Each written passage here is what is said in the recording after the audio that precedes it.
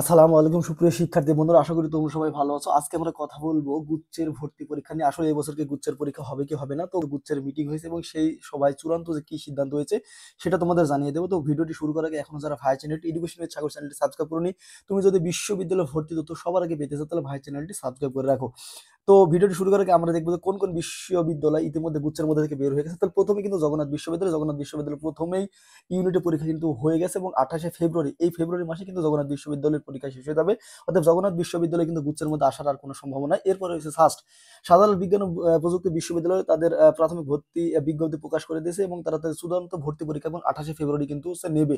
এবং এবার কিন্তু সাস্ট ঢাকা, চট্টগ্রাম, রংপুর এবং যশোর এই জায়গাগুলোতে তারা তাদের কেন্দ্র দিচ্ছে, উপকেন্দ্র।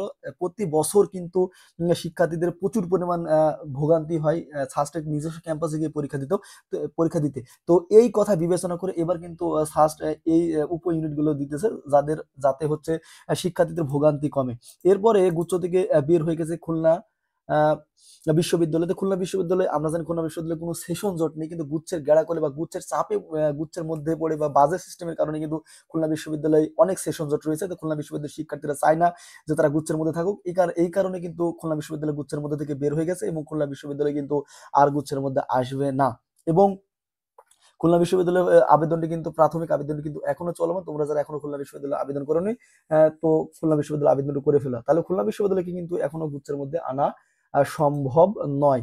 এরপর কুমিল্লা বিশ্ববিদ্যালয়ের ভিসির সাথে কথা চলতেছে যে কুমিল্লা বিশ্ববিদ্যালয়ের ভিসি যদি জানায় তারা গুচ্ছের মধ্যে আসবে, তাহলে কিন্তু কুমিল্লা বিশ্ববিদ্যালয় যে প্রাথমিক সার্কুলার প্রকাশ করে দিয়েছিল সেটা কিন্তু ক্যান্সেল হয়ে যাবে। তো কুমিল্লা বিশ্ববিদ্যালয়ের প্রাথমিক আবেদনও কিন্তু তারা প্রকাশ করে দিয়েছিল। এখন ইউজিসি এবং যারা ঊর্ধ্বতন কর্মকর্তা রয়েছে তারা কিন্তু কুমিল্লা বিশ্ববিদ্যালয়ের ভিসির সাথে কথা বলতেছে।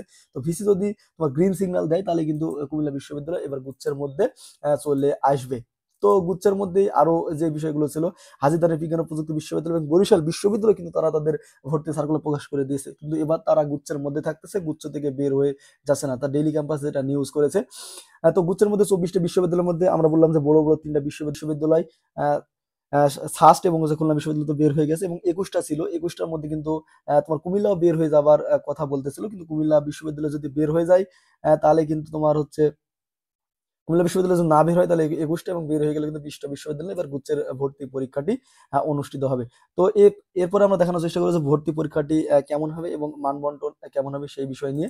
তো দেখো গুচ্ছের কিন্তু যেই চূড়ান্ত ভর্তি পরীক্ষার তারিখ কিন্তু তারা প্রকাশ করে দিয়েছে। তো চূড়ান্ত ভর্তি পরীক্ষার তারিখ হচ্ছে প্রথমে সি ইউনিটের পরীক্ষা অনুষ্ঠিত হয়েছে কিন্তু 25শে এপ্রিল, বি ইউনিটের পরীক্ষাটি হবে হচ্ছে 2 মে মাসের 2 তারিখে এবং এ ইউনিটের পরীক্ষাটা অনুষ্ঠিত হবে কিন্তু 9 মে। ঠিক আছে। এবং গুচ্ছের যে আসন সংখ্যা রয়েছে, গুচ্ছের মোট আসন কিন্তু 22,000 প্লাস, সায়েন্স আর্টস এবং কমার্সের জন্য কিন্তু 22,000 প্লাস আসন রয়েছে। গুচ্ছে একটা হিউজ একটা সিট রয়েছে। তো তোমরা যদি একটু টেকনিক্যাল এবং একটু সাবধানে গুচ্ছে পরীক্ষা দাও তাহলে কিন্তু তোমাদের হয়ে যাবে। তো বিজ্ঞান বিভাগের জন্য রয়েছে 12,000 প্লাস সিট, 12,648টি, এবং বাণিজ্য বিভাগের শিক্ষার্থীদের জন্য সিট রয়েছে 3,565টি, এবং যারা মানবিক বিভাগের শিক্ষার্থী রয়েছে তাদের জন্য কিন্তু 6,269টি আসন রয়েছে। তো হিউজ একটা আসন। তো এখনো পর্যাপ্ত পরিমাণ সময় আছে। তোমরা যদি বিশ্বাস করো যে তোমরা বিশ্ববিদ্যালয়ে চান্স পাবে তাহলে কিন্তু তোমরা অবশ্যই চান্স পাবে, কিন্তু তোমাদের মেন্টালিটি এবং তোমাদের মনকে এটা বোঝাতে হবে যে তোমরা বিশ্ববিদ্যালয়ে চান্স পেতে চাও। তো সেইভাবে কিন্তু তোমরা লেখাপড়া শুরু করে দাও।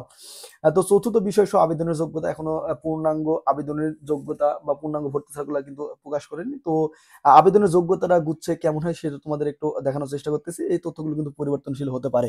তো বিজ্ঞান বিভাগে যারা শিক্ষার্থী রয়েছে সর্বনিম্ন জিপিএ এসএসসি এবং এইচএসসি তে 3.5 করে যদি তোমাদের 8 থাকে তাহলে কিন্তু তোমরা হচ্ছে বিজ্ঞান বিভাগে পরীক্ষা দিতে পারো। মানব বিভাগের শিক্ষার্থী এবং বাণিজ্য বিভাগের শিক্ষার্থীদের জন্য তুলনামূলক জিপিএটা কিন্তু একটু কম। তো বাণিজ্য বিভাগের শিক্ষার্থীদের জন্য দেখো এসএসসি এবং এইচএসসি তে কিন্তু তোমার হচ্ছে 3 করে তোমার মোট যদি 6.50 থাকে, 6.50 যদি তোমার থাকে তাহলে কিন্তু তুমি হচ্ছে বাণিজ্য বিভাগে আবেদন করতে পারবে। এবং মানবিক বিভাগের শিক্ষার্থীদের জন্য এসএসসি এবং এইচএসসি মিলে সর্বনিম্ন 3 করে যদি 6 থাকে তাহলে কিন্তু তোমাদের আবেদন করতে পারবে। তো এটা একটা টাইপিং মিস্টেক হয়েছে। তো বিজ্ঞান বিভাগের শিক্ষার্থীদের জন্য 8 লাগবে জিপিএ, এবং মানবিক বিভাগের শিক্ষার্থীদের জন্য 6, এবং বাণিজ্য বিভাগের শিক্ষার্থীদের জন্য 6.5 লাগবে জিপিএ। এবং গুচ্ছের মানবন্টন পরীক্ষাটি কেমন হবে, তো তোমরা অবশ্যই জানো যে গুচ্ছে 100টি এমসিকিউ থাকবে এবং 100টি এমসিকিউ এর জন্য কিন্তু তোমার হচ্ছে 60 মিনিট সময় দেওয়া থাকবে। আহ, তো মানবন্টনটা একটু যদি আমরা দেখার চেষ্টা করি, তো 100টি এমসিকিউ কিভাবে মানবন্টন থাকবে। তো তোমরা বিজ্ঞান বিভাগের যারা শিক্ষার্থী রয়েছে তাদের থেকে পদার্থ থাকবে হচ্ছে 25, রসায়ন থেকে থাকবে হচ্ছে 25, বায়োলজি বায়োলজি থেকে থাকবে হচ্ছে 25, ম্যাথ থেকে থাকবে 25, এবং তোমাদের যাদের 4 সাবজেক্ট রয়েছে বায়োলজি অথবা ম্যাথ, এই বায়োলজি অথবা ম্যাথের পরিবর্তে কিন্তু তোমার বাংলা অথবা ইংলিশ কিন্তু দাগাতে পারো, বাংলা ইংলিশ কিন্তু দুটা মিলে 25 থাকবে।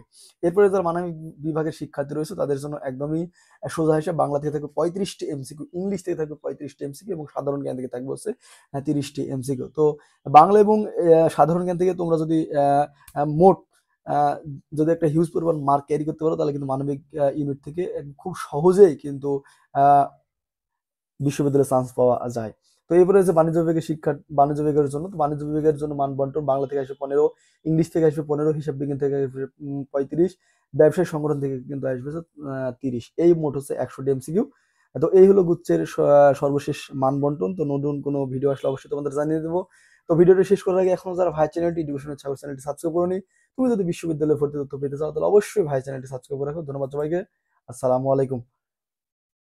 এবং তোমাদের আরেকটি বিষয় বলে রাখা ভালো যে নেগেটিভ মার্ক কিন্তু তোমার পজিটিভ প্রশ্নের জন্য কিন্তু 0.25 করে, এবং হচ্ছে তোমার পাস মার্ক কিন্তু হচ্ছে 30-এ। তো এটা হচ্ছে গুচ্ছের পাস মার্ক হচ্ছে 30-এ থাকবে, এবং নেগেটিভ মার্ক কিন্তু থাকবে হচ্ছে তোমার প্রতিটি প্রশ্নের জন্য 0.25। তো ভিডিওটি শেষ করতেছি। ধন্যবাদ সবাইকে। আসসালামু আলাইকুম।